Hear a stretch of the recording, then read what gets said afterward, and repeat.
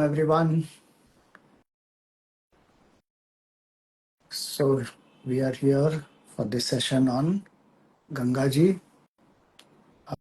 Vijeta will just join in and we start in a moment.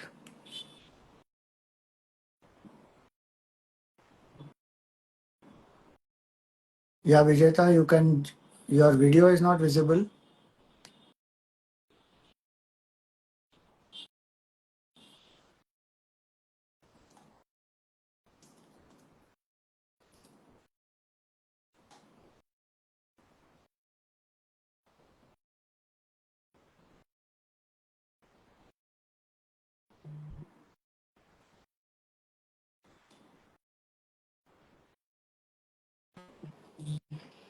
Yes.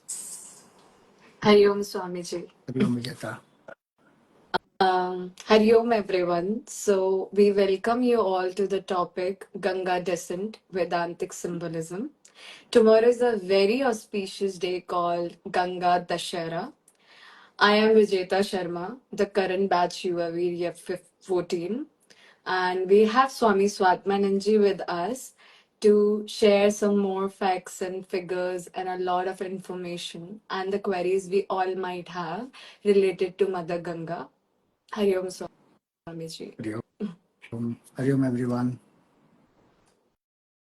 So Swamiji, I would like to start with what's the meaning? What do you mean by Ganga? So in Sanskrit, the word Ganga means the one who speeds up. Gamayati iti Ganga is one of the simple meanings. One who speeds us up towards our goal, towards our evolution, one who flows at a great speed is Ganga.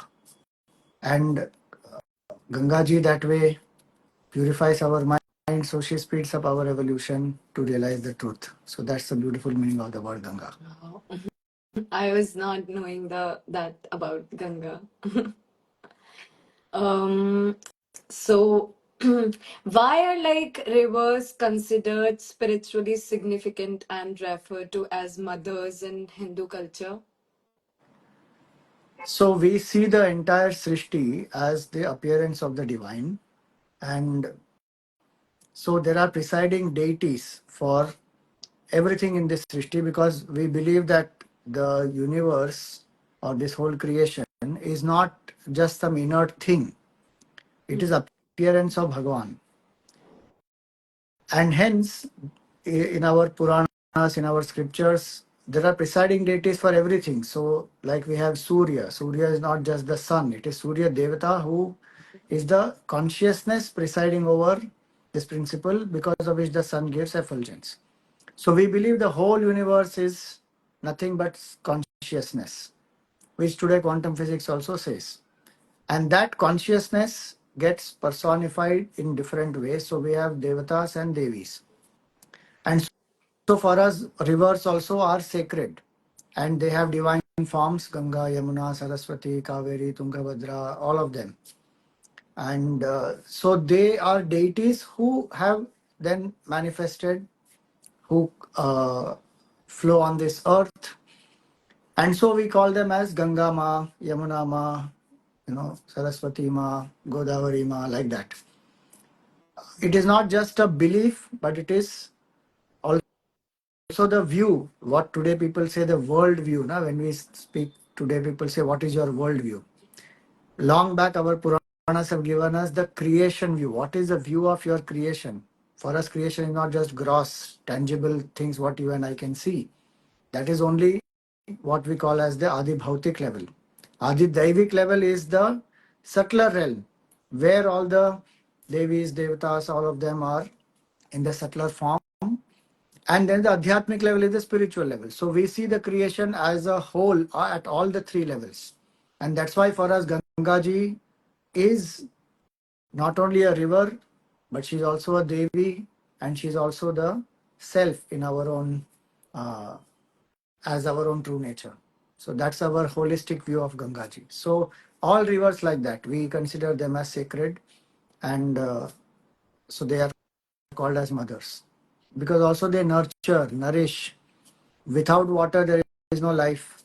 Life on earth itself is not possible without water, any form of life for that matter, not only human beings. And so, water is that which nurtures, nourishes, without which we can't live. And hence, we call them as mothers. Got it, Swamiji. What is the importance of river Ganga in Hindu Sanatan Dharma? Like we, right now, we generally talked about each river, but exactly like the importance of Ganga in our Sanatan Hindu Dharma.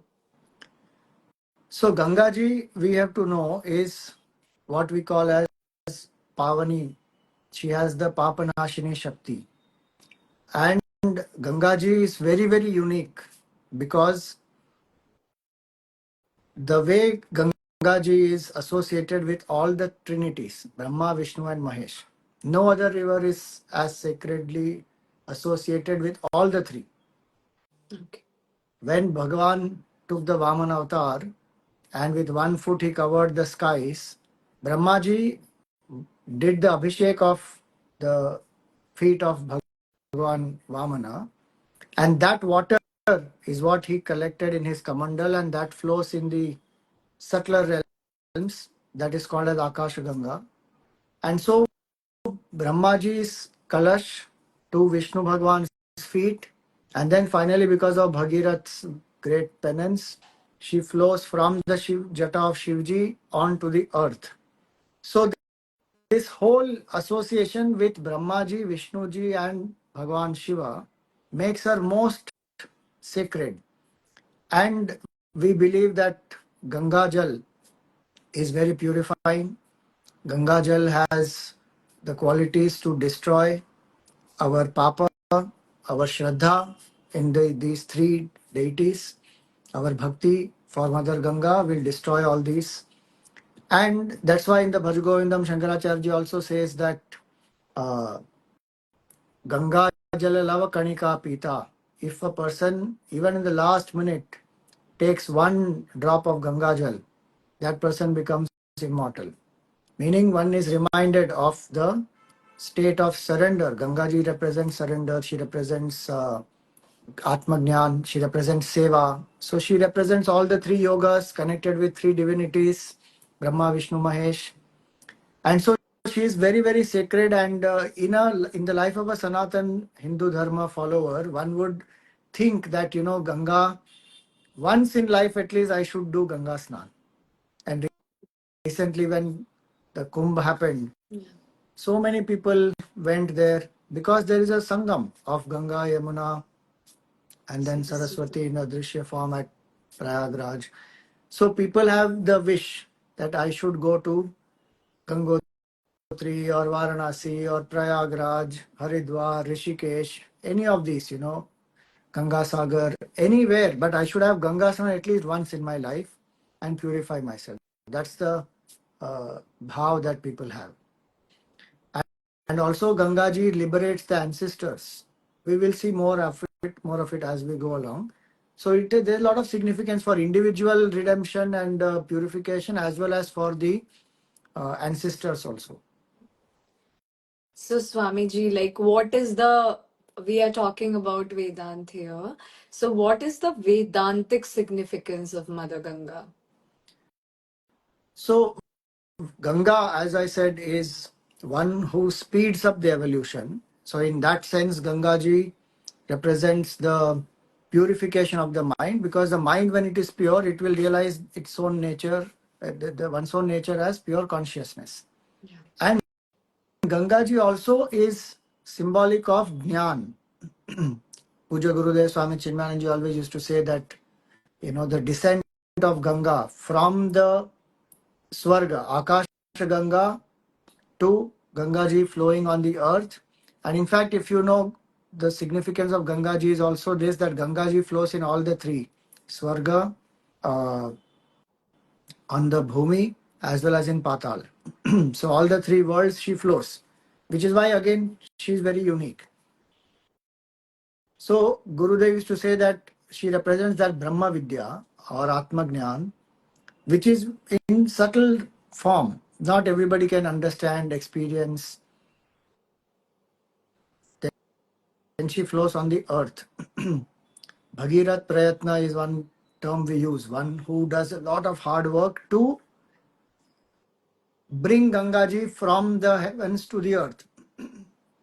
That is a seeker, that is a seeker's effort to realize that which is beyond the comprehension of body, mind, intellect, and to experience it in one's own heart. That flow of Gangaji in one's own heart is the flow of Brahma Vidya Atma Gyan, and that generation after generation that has been passed on through the Guru Shishya Parampara. So Gangaji also represents that flow of knowledge from one generation to the other, and continuously it has been going on. And that's why it is very, very significant for us as spiritual seekers that it represents all the three: purity of mind, which leads us to Atma Jnana, and which, when we have experienced, it is our duty to share with more and more people and awaken others to their true nature. And that's the Vedantic reason why Ganga is so important for us. And tomorrow being Ganga Dussehra is for this reason we celebrate it, to remind us that these are our duties. How pure has my mind become? Am I pursuing self-knowledge? And what am I doing to share that with others? Uh, so, what did Sri Swami Tapovanam mean when he said that Ganga is Brahman in liquid form? So Swami Tapovan Maharaj was a great Mahatma, Guru, our Param Guru, Guru of Puja Gurudev Swami Chinmayananji, and he saw the whole Srishti as the appearance of Brahman alone. And in Uttarkashi as well as in Gangotri, where his kutia is, he would sit for hours together and he would just watch Mother Ganga. And his bhav is this, ki Gangaji is not a river, Gangaji is not just water, Gangaji is not just a Devi, Gangaji is Brahman himself flowing on this earth in this liquid form. And that's what he would say, Ganga is Brahman flowing in liquid form. The whole Srishti is nothing but Brahman alone, no doubt. But he had a special love for Gangaji because of whatever we discussed so far. That's the beauty and glory of Gangaji. Yeah. And so his bhav is that he sees Brahman even in that which everybody else would just see as normal water or just some, you know, Puranic significance as a deity, but he sees that it is Brahman in liquid form. Brahman is supposed to be not having any form, not doing any actions, but this is his bhav to see that Brahman is flowing in the liquid form as though. So the imperishable as though appears as the perishable to lift us back to the source, the imperishable. That's beautiful. That's beautiful, Swamiji. So you talked about the importance of Ganga Dussehra. I would like to know more about the importance of Ganga Dussehra in our tradition and culture. So it is very interesting that Dashahara means to loot away 10 things. And so it is said that Ganga Dashahara is the day when Gangaji descended on the earth.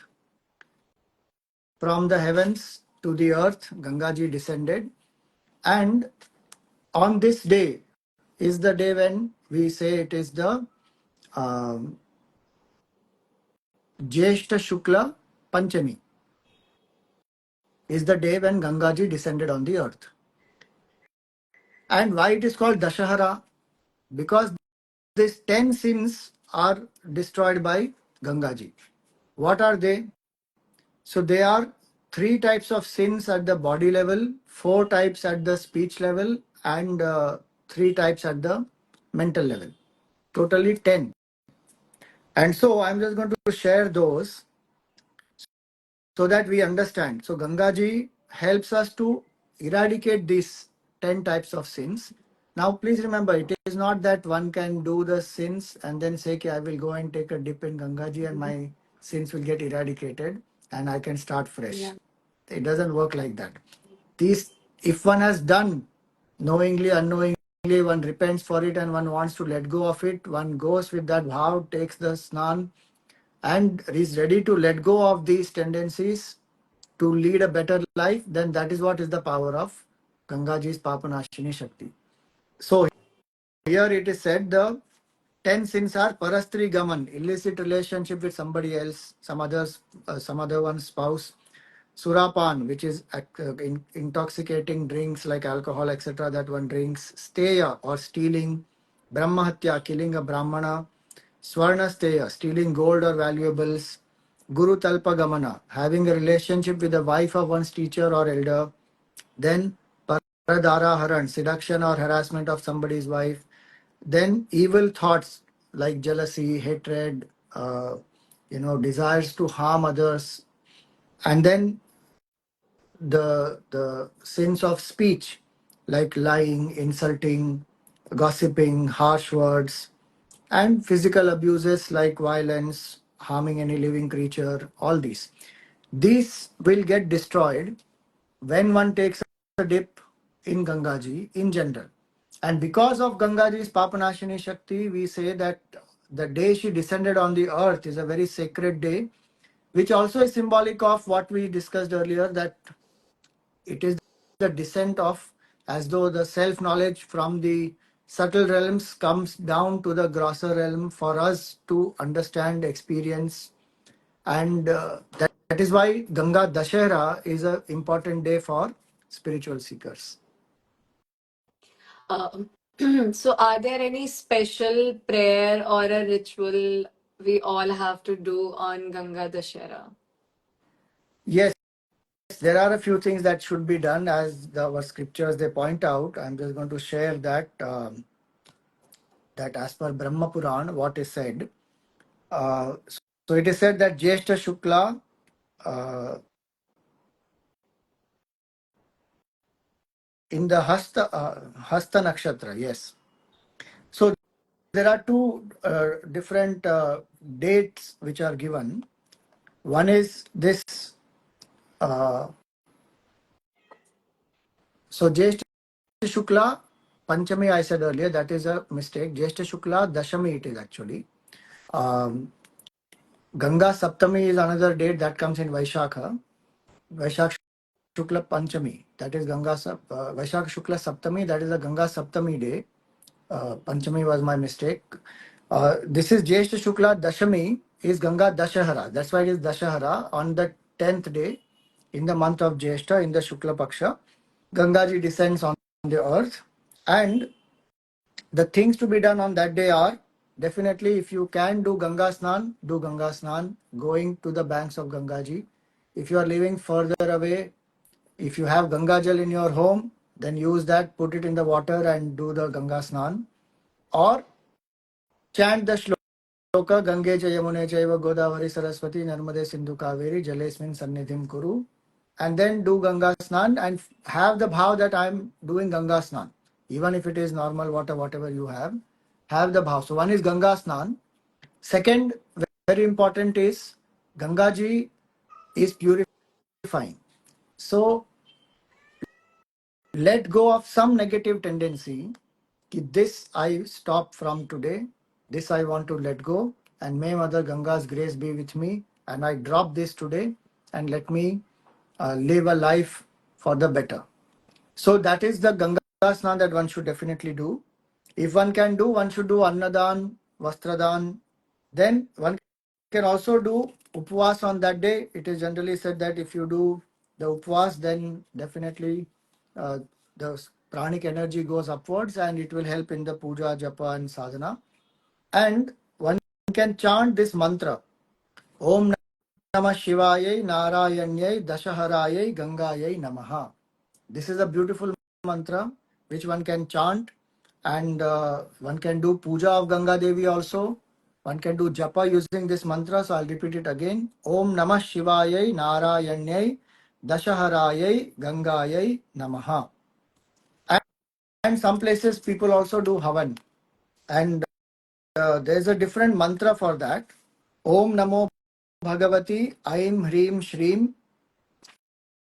Hili Hili Mili Mili Gange Mam Pavaya Pavaya Swaha. With this, people also do Havan. And remember Ganga Devi, do the ahutis, and also remember Brahmaji, Bhagirath, and the Himalayas from where Gangaji flows on the earth. And if one can do, then it is also said 10 fruits, 10 lamps, and 10 uh, liters of oil. One can do dan to 10 brahmanas chanting Gangayai Namaha. So these are different things that can be done from Puranic standpoint. From Vedantic standpoint, I would say do Atma Chintan, contemplate on our nature as pure consciousness. Thank the entire Guru Parampara. Because of them, this knowledge has come down from many, many generations to us, and that we are at least aware that, we are, as human beings, we have this privilege to realize the self. And if the Guru Parampara was not there, we would not even be aware of this, because so many masters have come down from the Himalayas, leaving their quiet moments of samadhi, etc., to make us aware, to awaken us. So Ganga Dussehra is also the day when we express gratitude to the entire Guru Parampara, ki how Gangaji comes down as a river. These great masters have brought down, made the knowledge simplified for us, that we can experience, we can understand, experience this truth. So these are the things that one can do on Ganga Dussehra. Uh, so, Swamiji, you mentioned that there is one more date called Ganga Saptami. So, what is the difference between the two? And can you talk more on Durga Saptami? Ganga Saptami. So Ganga Saptami is on Vaishak Shukla Saptami, and Vaishak Shukla Saptami is also called as Janhavi Jayanti, because on that day, Gangaji, who was consumed by Jannu Muni, was released from his ears. Very interesting. When Gangaji descended on the earth, she flooded the earth. Even that small streak that Shivji left from his jata, he flooded. That Gangaji flooded the whole earth.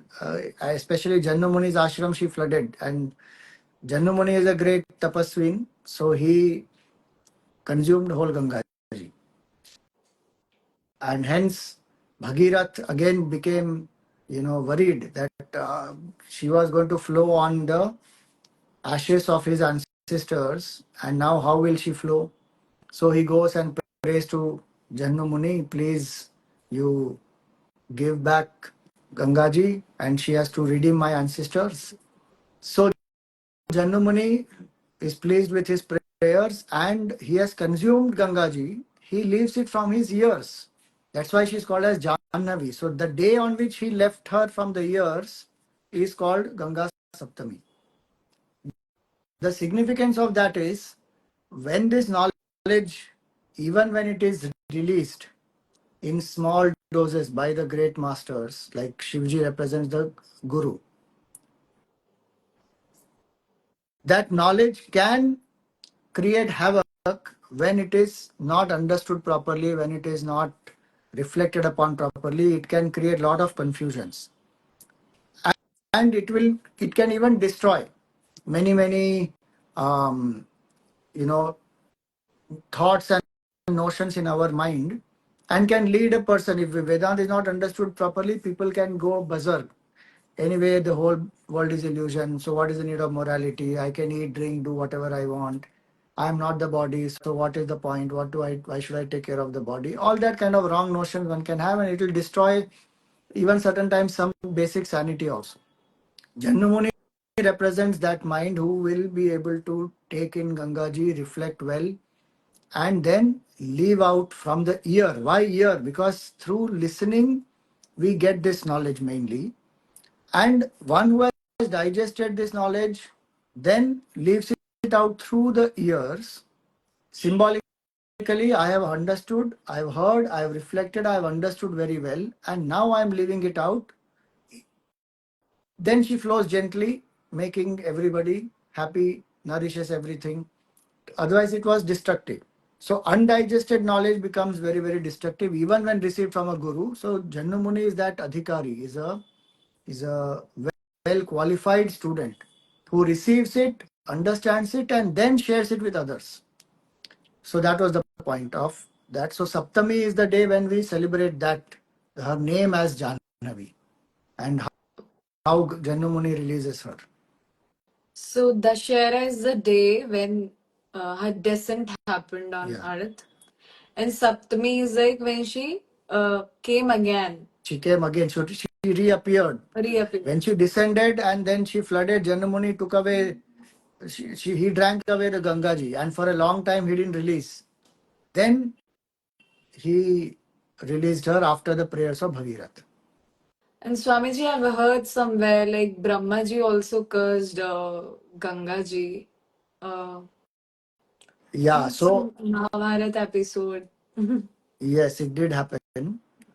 Uh, so it is said that, there was one great king called Mahabhishak in the Ikshvaku dynasty, and who, when he dropped his body, because he was a great tapasvi Raja and he was a great king, he went to Satyalok, Brahmaji's lok.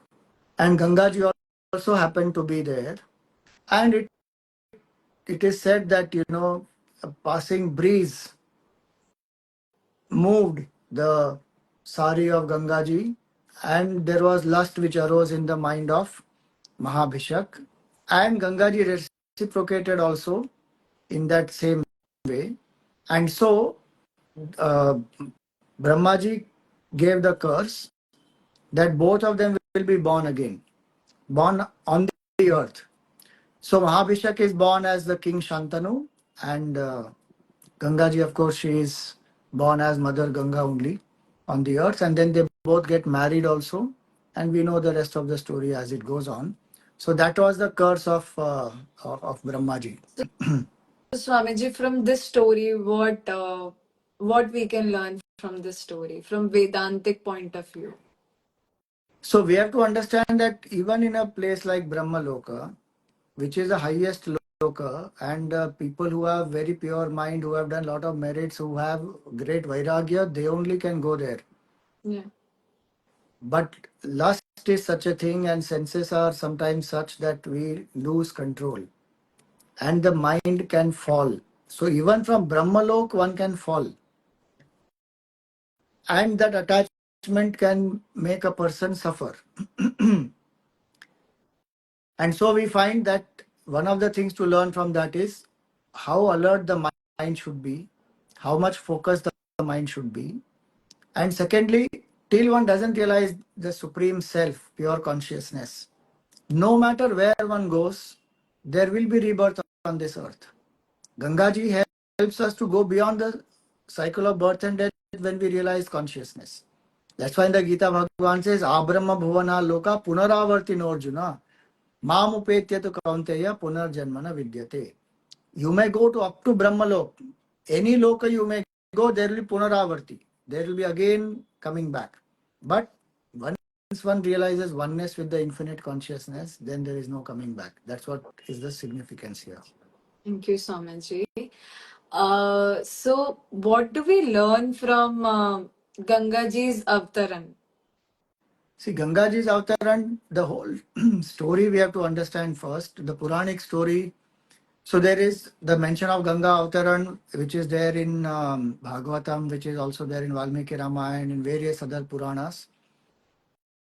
Some different versions may be there, but the main story is this: that Sagar Raja had 60,000 sons, and when he was doing the Ashwamedha Yajna, he had sent his horse, and Indra was very jealous, and he took the horse and hid the horse in the Patal Lok, where in the ashram of Kapil Muni. And the sons of Sagar Raja went around there, they couldn't find, so they finally went to Patal Lok and they found the horse there. But they misunderstood, and they thought ki Kapil Muni has taken. And so they tried to take the horse away, and they tried to hurt Kapil Muni, and Kapil Muni opened his eyes and they all were burnt to ashes. Now Sagar Raja got worried and he started sending out his people to find what happened. His son went, and finally they came to know that the horse was in Kapil Muni's ashram and all the sons have got burned. So they sought forgiveness from Kapil Muni and they said, what is the way to redeem them, because they had such an unnatural death.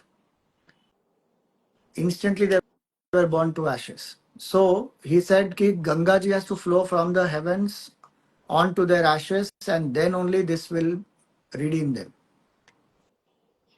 Now Sagar Raja's sons, they started doing tapasya. 2 generations, 3 generations did, but they couldn't bring Gangaji down. Finally, it was Bhagirath who prayed a lot and Brahmaji was pleased. But Brahmaji said, Gangaji can come down, but somebody has to withstand her force.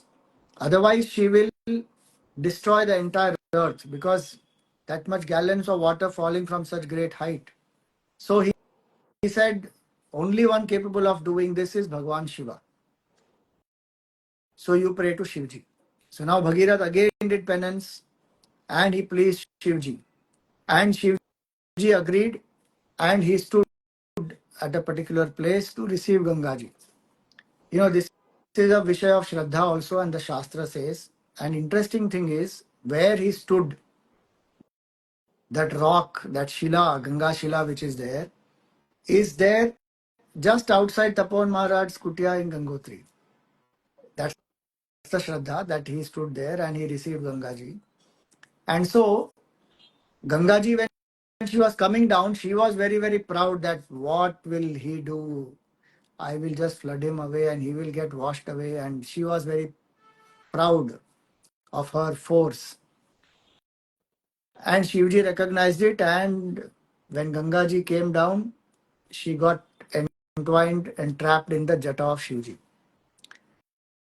Now Bhagirath again prayed, Bhagwan, please, you have to leave a streak of Gangaji. She has to flow on the earth and then she has to go on the Patal. Please, please, please. And so finally a streak of Gangaji is left by Bhagwan. And as we saw, then she floods the earth. Even with that little controlled expression, she floods the earth. Then Janamuni consumes her. Then again he prays to Janamuni. And then finally from the earth she is released. And then Gangaji flows on the earth. And then she flows on, goes to the Patal Lok and redeems the ancestors. Now this is the story of Ganga Dussehra. Now what is the significance of this whole thing? Yes. As we saw, the self-knowledge is absolutely subtle. It cannot be experienced through our senses, through our mind, through our intellect. It is beyond the range of comprehension. And when that knowledge has to flow on the earth, it is a tapasvi, a pure mind, contemplative mind. Shivji is always in meditation. A seeker like Bhagirath is required who does single pointed focused tapasya, whose mind has nothing else, no other desire. Single pointed desire is that I want this knowledge. Symbolically, I'm saying he wants Gangaji to flow down. A seeker who has that commitment, I want this Brahmagyan, I want to know who am I truly, and with complete dedication and focus is putting all efforts to realize that truth. Then a guru like Shivji will manifest, who has experienced this truth. We call them as Brahmajnanis, Shrotriya, Brahmanistha, and they will give this knowledge, which then one has to receive, understand, reflect upon it, and experience. In that story, when Gangaji's descent happens, of course she flows then on the ancestors, and they all 60,000 of them get redeemed. That is also symbolic that a person who comes to realize the truth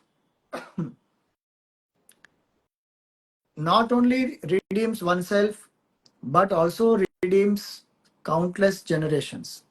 In the Narad Bhakti Sutra it is said, Lokan starayati, sahastarati Lokan starayati. That person crosses the ocean of samsara and helps many, many lokas to also transcend, and beings in many, many lokas also to realize the truth. So, one person like that, even one person who is realized, it is said that that person, uh, when a person comes to realize the truth, then earth feels that I have become Sanatha. Nrityante pitarau, modante pitarau, nrityante devataha, Sanatha cheyam bhur bhavati. Narad Bhakti Sutra says beautifully that Pitrus they rejoice, Devatas they dance. The whole earth feels that I have got somebody who has realized the truth. And so I was Anath so far, now I have become Sanatha. So now this is the symbolism of Ganga Avataran, that we have to put in that effort to realize the truth. And in that process, even qualities like humility, like Gangaji became so proud of her power. How Gangaji was humbled by Bhagwan Shiva. How Bhagirath did not have any two thoughts about praying to Brahmaji, then to Shivji, then to Jannu Muni, because his aim was so clear and he was so passionate about his goal. These are beautiful things to learn, and one can apply this not only for one's evolution to realize the self, but even in the material goals. If we have that passion to realize our goal, we are ready to sacrifice, we are ready to be humble, we are ready to have that kind of dedication and commitment, then this will help us to achieve success in our life. So that is why Ganga Dussehra is so important. Okay, Swamiji, I got the importance now. So I just want to know more about, like, is the Saptami story different than the Avtaran one? So Saptami story is one part of the Ganga Avtaran story, right? Because how Gangaji was consumed by Jannu Muni and left from the ear is a part of Ganga Avtaran, full story. Okay, okay. So these story, Swamiji, like I just really wanted to ask, like these stories really happened, or like are they real, or like there is some symbolic significance behind it? Just wanted to know. See, symbolic significance is definitely there. There's no doubt that we just discussed, and there is so much of Vedantic understanding and bhakti we can develop and seva bhav that we can have. So symbolism is there, but we have to understand that Puranic literature, everything can't be presented only in terms of history or gross things out there, which we can experience tangibly through our senses. Puranic literature is to help us to lift our vision to the subtler. And so certain things will be said which are symbolic, certain things are factual, certain things are mystical. Ganga Avtaran is a mystical story. Ganga Avtaran can happen in each one's heart. We are the Bhagiratha. Our mind is the Bhagiratha. Ganga Avtaran can happen in each one's heart. And additionally, yes, Gangaji flows outside also. So as we saw in the beginning, Adi Daivik level, when we say Ganga Devi exists and she flows on the earth, our bhavana and our shraddha is what the Puranas have said. So there is Janna Muni's ashram which is there. There is Kapil Muni, there are Bhagirath and the Sagar Raja, all these kings are there. Ikshvaku Vamsha is there. So it is real. And it also happens at different yugas. It is not in Kali Yuga only. So the Yuga Dharma also is very different. So keeping all that in mind, we must remember this, that when we have Shraddha in the Puranas, that Shraddha will help us to evolve.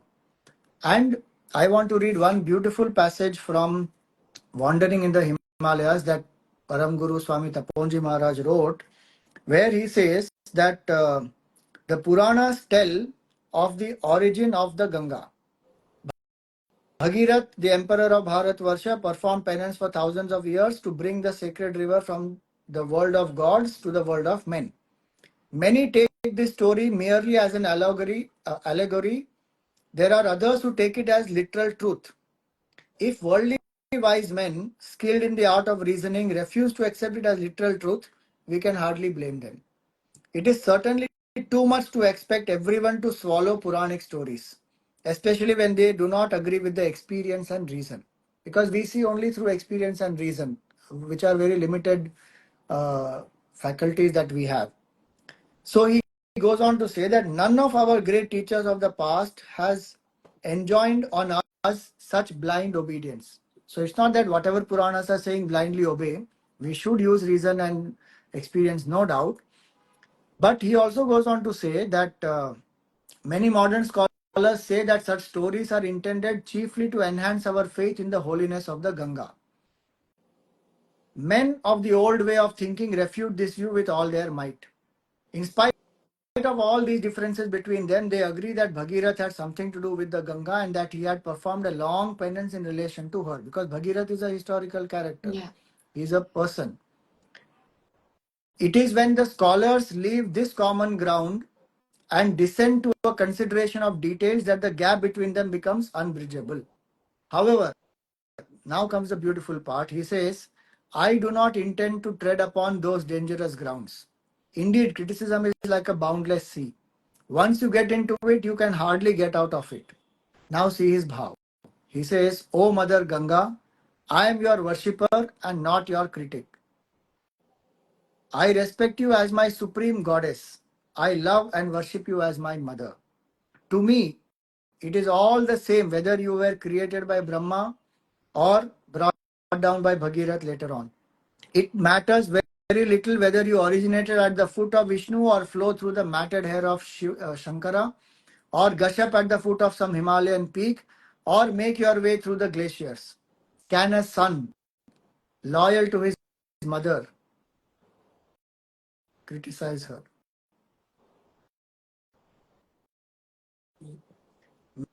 May my devotion to Mother Ganga go on ever increasing.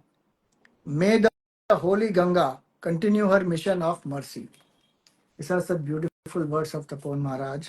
This Shraddha is the most important aspect. How much one can go into historicity and all that. Few things are there, few things we have to take the symbolism and evolve. So, Swamiji, how can we build a faith for Mother Ganga? Uh, Faith is built through knowledge. The more we know about Mother Ganga, the more we understand and reflect upon her glories. Tapan Maharaj wrote also many shlokas on Gangaji, on this, on the glory of Mother, on the glory of Gangotri also. And when we read the Purana stories and when we listen to Mahatmas, then our Shraddha will increase. One is Jnana, another is Satsang. Through the Satsang of Mahatmas, faith will be transferred. Because this faith, as said in the Gita, Shraddhavan Labhate Jnanam. When there is Shraddha, it will lead to realization of the self. And so those great masters who have experienced the glory of Gangaji, how much Gurudev was inspired by Gangaji, how Tapan Maharaj is inspired by Gangaji, and so many countless sadhus, they worship the Divine Mother. Many have had darshan of the Divine Mother. Read the lives of such great Mahatmas. Then one will understand that Gangaji is real. And one's Shraddha will increase. And do the sadhanas also which are given. Do Ganga Snan with that right attitude and bhavana, and you see the life will transform. There is no doubt in that. Swamiji, can you talk more about the relation of Swami Chinmayananji with Mother Goddess Ganga? So Gurudev had a very deep connection with Gangaji, and he went to the Himalayas, especially to the Divine Life Society, to expose the sadhus. Before that, so he kept going there to meet Swami Shivananji, to question him. And meanwhile, his friend Narendra Shroff passed away very young. And when his Antim Samskar was done and the pot of ash from Delhi he carried in the train to Haridwar, and he was sitting there for 6 hours with that pot of ash, and he felt that, my friend who was in flesh and blood is now in this pot. And he felt, he wrote very powerfully. He said that flesh and life are gone, flesh and life are gone. From a drop of water to a pot of ash. This is the journey of human life. And he was carrying that because the parents told him, Narendra Shaw's parents told him that offer the asthi in the Ganga. So that's another important significance of for the Sanatana Hindu Dharma followers, that Gangaji has significance not only while living but even after death. The Asthi Visarjan happens in Gangaji for the redemption of the Jiva. So he took that pot of ash. 6 hours he was sitting just reflecting, and that brought him a lot of vairagya. And when he did the Asthi Visarjan there, he realized the ephemeral nature of life. So Vivek, Vairagya, Shatka Sampatti, Mumukshutvam, all that came to him from Mother Ganga. Then he was anyway going to Shivanandaji's ashram, and he was doing satsang, and he was transforming because of the satsang, the seva that Shivanandaji was doing and all that. All that is happening on the banks of Gangaji, because in Rishikesh, the Divine Life Society is on the banks of Gangaji. Shivanandaji himself is a great bhakta of Gangaji. And so finally he decided to take sannyas, and Shivanandaji told him that you go on a Chardham Yatra and see whether this is a sustained quest or is it just a passing phase. And so he went on the Chardham Yatra, and he went to Gangotri, Yamunotri, then Gangotri, and there he met many Mahatmas on the banks of Gangaji, and he saw the power of Atmagyan. And finally he culminated his sadhana in after Kedarnath in Badrinath. And 1 month he stayed and did Pura Charan of Om Namah Shivaya and decided to take sannyas. So his sannyas also happened in Rishikesh on 25th February 1949 on the banks of Gangaji. And then he had a deep quest to study more, had many questions, and so Shivanandaji sent him to Tapon Maharaj. So Tapon Maharaj again lived in Uttarkashi on the banks of Gangaji. And for hours, Tapon Maharaj would stare at Gangaji, live in Sakshi Bhav, absorbed in the self. So Gurudev saw that Tapon Maharaj's bhav towards Mother Ganga, and he would travel up and down from Uttarkashi to Gangotri by foot many times with Tapon Maharaj. In Gangotri, they would stay for many days, months on the banks of Gangaji there. And so he stayed and studied with Tapon Maharaj, under Tapon Maharaj for few years actually, 2 years. And then he felt one day in a place in Gangotri called Fakiristan, where the sadhus sit and they do this discussion about Vedant. And he felt this is very, very dry and this is not helping the masses. How Gangaji flows from the Himalayas to the plains and nurtures and nourishes so many, this knowledge must go to the masses. The knowledge of Vedant. The crux of Sanatana Hindu Dharma is Vedant. Deprived of that knowledge is why our culture has gone through decadence. And so he wanted to revive Sanatana Dharma. But he had a lot of doubt, and he felt, he says also in a place where he says that he doubted himself that can I do it? Can I bring to the educated class even a ray of understanding of their glorious culture? And as he was doubting himself, he heard as though Mother Ganga telling him that son, the beauty of any possession, the glory of any possession is in sharing it with others. See how I flow from the mountains to the plains. You have to go. And so he went to his teacher and he asked Tapon Maharaj that I want to go down. And Tapon Maharaj says, don't go. You will get caught in the cycle of karma and action will bind you. You start an organization, etc. You stay here. Those who want the knowledge will come to you. So that time he heard Gurudev, Tapon Maharaj. He heard Tapon Maharaj and he waited. After a few days, he went back to Tapon Maharaj and he said the urge has become irresistible. And so Tapon Maharaj gave him the blessing and he said, go, take an all India tour and see whether you are able to maintain your Brahma Chintan. Because it is most difficult to keep the Brahma Chintan there. And so he went around the country, saw the state of the country, how the culture has decayed, how the people have not understood the essence, and finally he came back to Tapan Maharaj and he said he came back with an Upanishad Jnana Yajna plan, and Tapan Maharaj gave him his blessings, and so he came down to Shivananji, sought his blessings. Shivananji told him, go roar like Vivekananda. And finally he went, and in Pune he started 23rd December 1951. So how Gangaji comes down from the mountains to the plains, in that way Gurudev came down from the mountains to the plains and literally did not know any of us, left the serene mountains of Himalayas, the presence of Tapan Maharaj, the majesty of the great sadhus there, the beauty of Gangaji, all that, and quiet life he left, came down for us. How Gangaji roars and comes down, he came down, roared the truth of Vedant to us, shook us up, make us aware, made us aware, ki, Arey, wake up, you are bound. We did not even know that we are bound.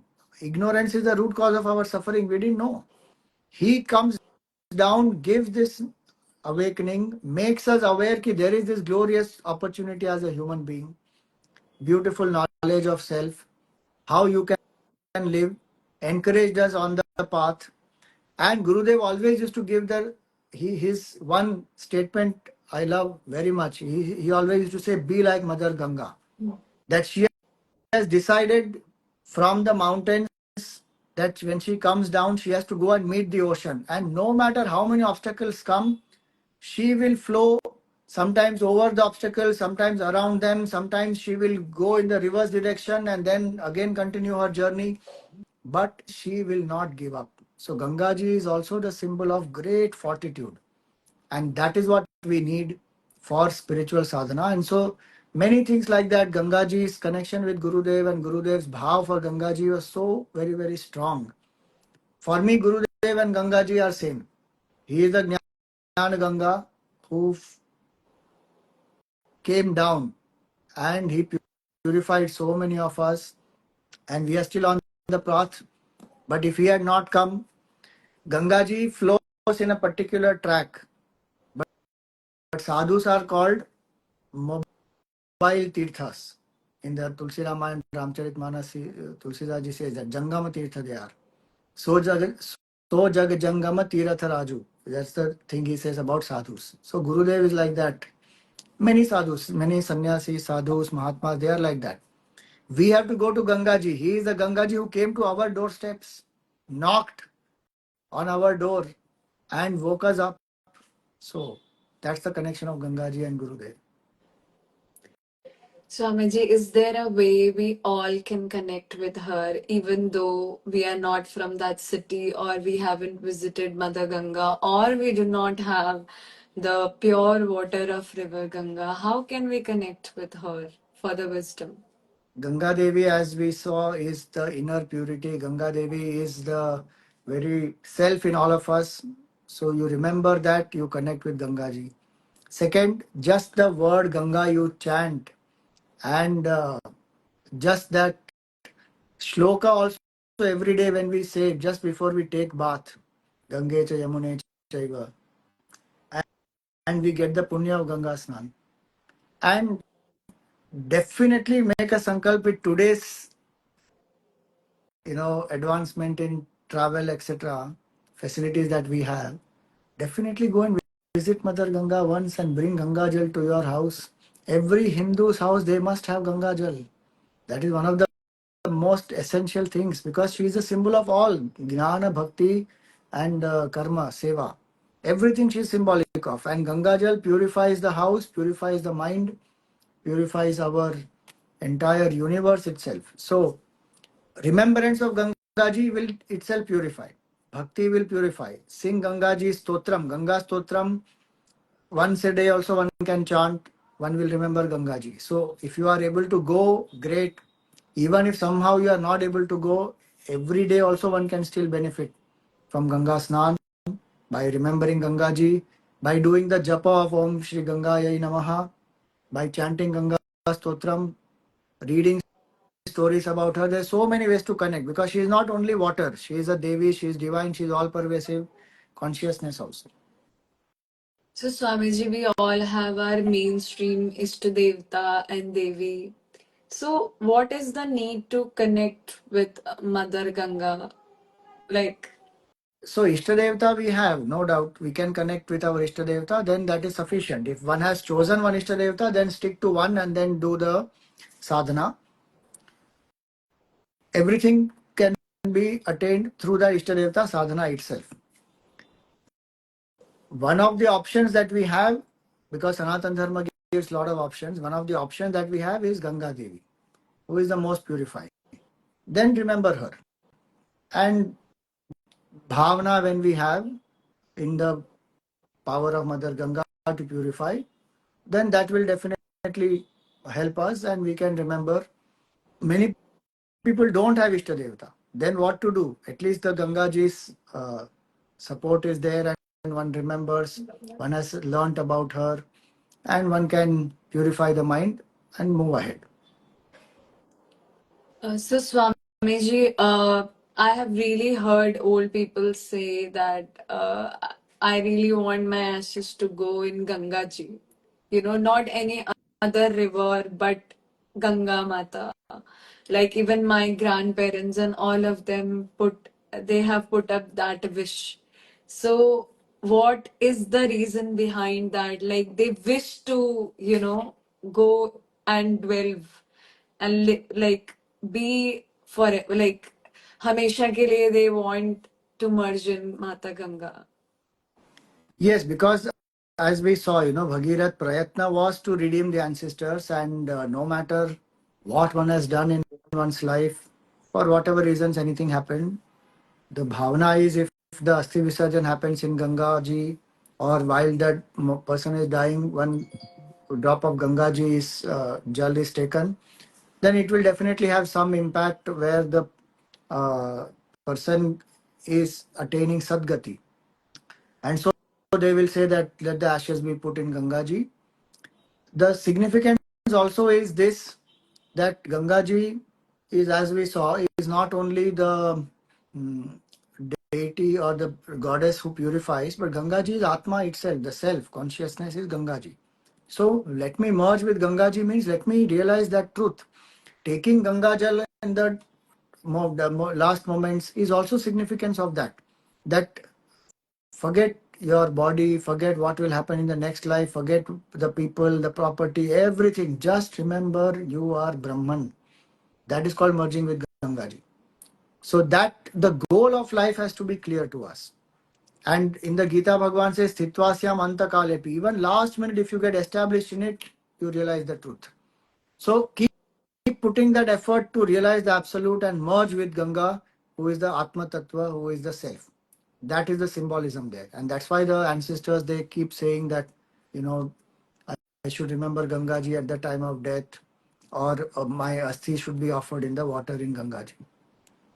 So Swamiji, there are like various scientific researches done on Mother Ganga, like uh, cholera also, like it has mosquito repellent qualities and all that. Like, what is the miraculous reason behind that water of Mother Ganga? See, different rivers have different properties, but Gangaji is very, very unique. I'm just going to share a few scientific aspects, some research which has been done. So Gangaji has low biochemical oxygen demand. So Yes. BOD, that is called. So BOD measures the amount of oxygen required by microorganisms to decompose organic matter in water. Gangaji has shown lower BOD compared to many other rivers, which means the decomposition happens very, very fast. So this suggests that organic matter gets degraded faster, reducing the oxygen load required. So with less oxygen, the decomposition happens very fast. Second, high dissolved oxygen is there in Gangaji. So DO is crucial for aquatic life and overall water quality. Ganga has shown higher DO levels, especially in its upper stretches like Gangotri, Rishikesh, etc. Even in hot water, when oxygen typically dissolves less in water. Then, as you said, so bacteriophages are very, very high in Gangaji. These bacteriophages are that which control the bacterial population, the growth of bacteria in water, including all the pathogens and all that. So this helps in the natural disinfection and reduces the microbial load rapidly. So very quickly the bacteria dies 25 times, it is said, faster than other rivers. Then it is also said that Ganga retains the properties, it retains its properties even after exposure to sunlight and UV radiation, makes it capable of maintaining purity and DO levels for longer durations in natural environments. Because of its Himalayan sediments, it has a distinct mineral content, and the colloidal particles and minerals in Ganga water are believed to have catalytic or antibacterial properties. Many things like that are there, where this natural aeration also happens in Gangaji. So this one scientist, E. Hankin in 1896 found that Ganga water killed cholera microbes within 3 hours, where other,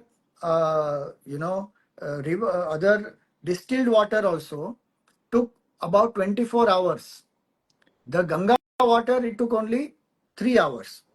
Then the National Environmental Engineering Research Institute and IIT Roorkee have confirmed the self-purifying nature of Ganga water due to the bacteriophages and the unique microbial ecology.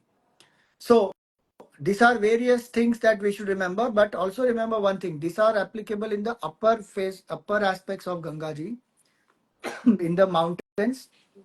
Unfortunately, because of so much of industrial pollution, etc., that we put in the plains, these things now, if you take that water and you test, then you will see it is this much is not there. So then one says, oh, this is all, not scientific, not valid and all that. But that is because we have polluted the river.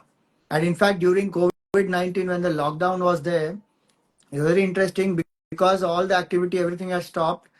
In just a matter of few days, Gangaji's water in the plains was potable, was drinkable. That is what the human pollution is doing to Gangaji, and so we definitely need to preserve and protect the purity and the glory of Mother Ganga.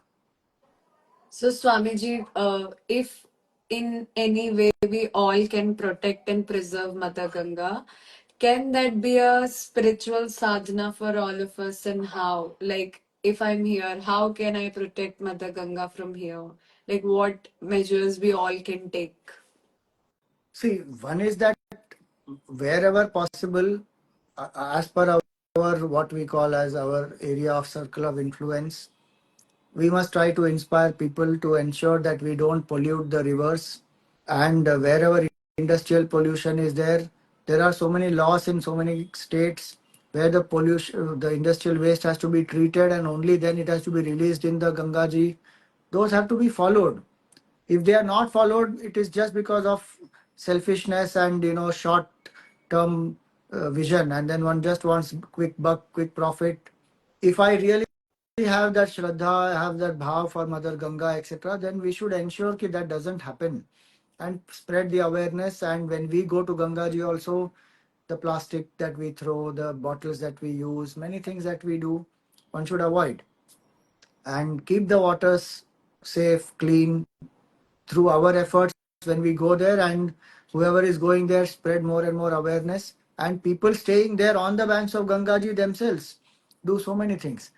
Don't wash the clothes in the Gangaji in that way, where so many chemicals and toxins are being released into the Ganga. Many things like that we can do by ourselves. Certain things we can do by being here and spreading more and more awareness. Certain things we can do when we go there, be more mindful, sensitive, and protect. So, Swamiji, we talked about Ganga Dussehra. Is there any specific place in India where it's most popular? Because even I was not aware of this till So now. more, it is celebrated much more in the North India, especially in Haridwar, Rishikesh, in the upper regions, in Gangotri, etc. And in many states, in Uttarakhand, even in UP, many places they will definitely celebrate, and the bhav that they have, because they are direct beneficiaries and recipients of Gangaji. But Gangaji is one river which also unites the whole country. How? You see lots of people, especially if you go to Varanasi, etc., you will see so many people come from Tamil Nadu and various other states of the country, because their bhav is Kashi, I have to visit. And Gangaji, the story of Gangaji, the avatar of Gangaji, Bhagirath Prayatna, and many things like that are spread throughout the country. And so people have that bhav. But the awareness of Ganga Dussehra is not very strong in some of the states. Some states in the north, etc., they do. In some of the states, it is not, and that's why it is high time that when the when Gangaji is revered across the country, then the whole country should also celebrate this in a beautiful, grand way. Because if Gangaji had not descended on the earth, so much of life, spiritual knowledge, so many sadhus, mahatmas who live on the banks of Gangaji, who have done tapasya, none of this would be there. And so we need to ensure that the awareness is created much more, and we really celebrate Ganga Dussehra and make it a big day, a national day for celebration of Gangaji, so that it becomes the awareness about Gangaji and its importance becomes much more ingrained, and we offer our gratitude. So much we receive from Gangaji, we express our gratitude on the Ganga Dussehra day. How should we celebrate this, Swamiji? Like, there are some rituals I, followed on this. that we discussed just some time back, Yeah, that we yeah. do the So, upvas and japa, tapa, all this we can do. And definitely today in social media age, speak about your experience with Gangaji, share about this, what I said, even the scientific aspect about Gangaji as a river. Gurudev used to say its extreme oxidizing effect is such that it will purify all this what we spoke about. Speak about its cultural importance, speak about its Vedantic significance, speak about the story and its impact and what we can learn from it. Today use AI, create memes, create various kinds of reels, pictures, carousels, posts, and let more and more people know about the glory of this day and how to celebrate this day. So what sadhanas to do, let people know more and more about it. okay. Thank you so much, Swamiji. I think all my questions are answered. If And there are any questions that the audience has, we can take them. yeah. Um,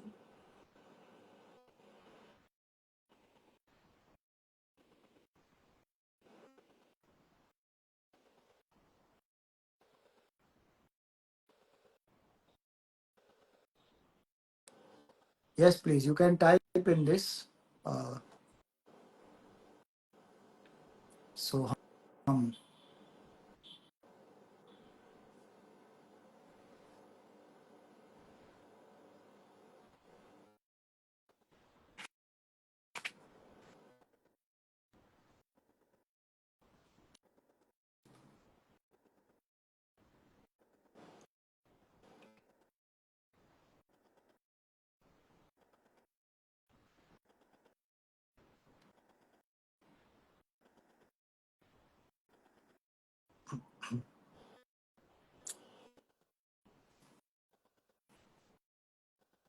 yeah, he's asking, I think he's typing.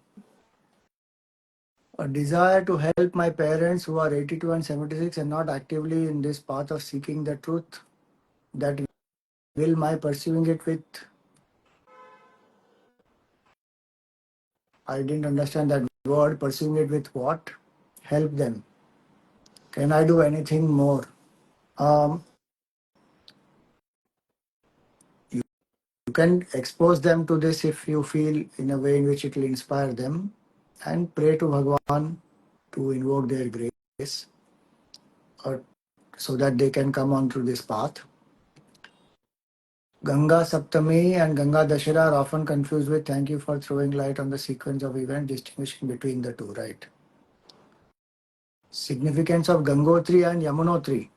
So Gangotri is, so the origin of Gangaji on the earth, we say, is the glacier Gomukh. From there, the Gangaji flows and then comes Gangotri, and from there goes down to Uttarkashi and then flows down further and then comes onto the plains and Haridwar, Rishikesh, all this. Gangaji, interesting is, so Gangotri is the Dham, is the Chota Char Dham, and the place where one can worship Mother Ganga, where the, you know, tapasya Bhagirath has done, and the Shila where Gangaji was received. That is the significance of Gangotri. Now one says what it is flowing from there. Gomukh, why not here? Are Bhagirath did some tapasya there and Shivji received it there. There's a Surya Kund, etc. there. So the Puranas and the great sadhus, Mahatmas, they have identified that as a sacred place, and Ganga Devi's mandir is there. And the Chardham have been created accordingly. The Gangotri, Yamunotri, Badrinath, Kedarnath. So Yamunotri, the temple of Yamuna Devi is there in Yamunotri, and again Yamuna ji is flowing there. So again coming from further up, but I understand that for many people it will be difficult to reach up to the source directly. Like to go to Gomukh, not everybody can go, but Gangotri they can. So the temples were established, the worship happens there, and it's a sadhana to connect all the four. And so the Chardham Yatra that way happens. Both of them are, so it is not the source of Gangaji in that sense, Yamunotri and Gangotri, but up to that point, easy for people to access and reach. And we worship both the Devis in those respective places. Just to be clear, these are consequential events, Ganga Dussehra and Ganga Saptami, with about a month's gap. Yes, apparently month's gap, but Vaishakh comes before Jyeshtha. So Jyeshtha Shukla Dashami is when this Ganga Dussehra happens. So this is first.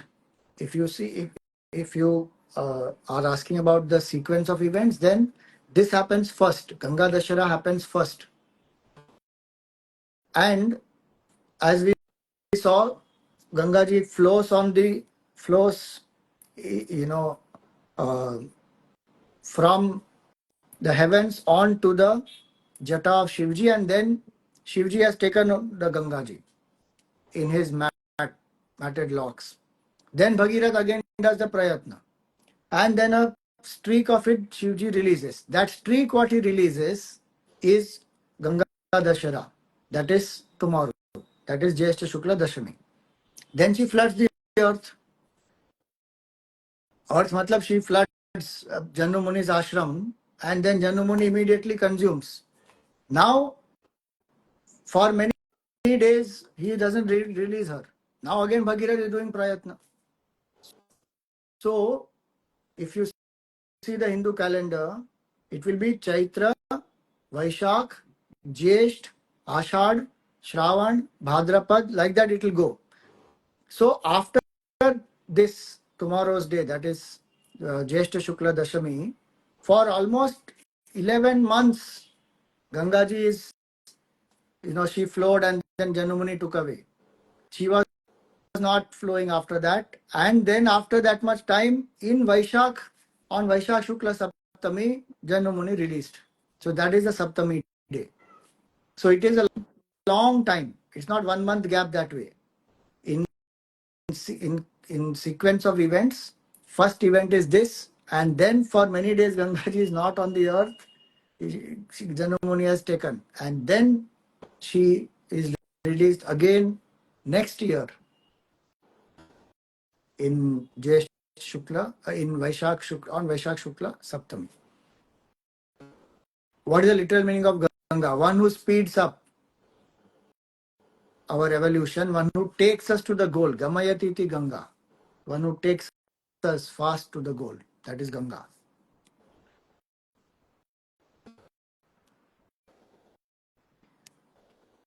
All right. Thank you, everyone.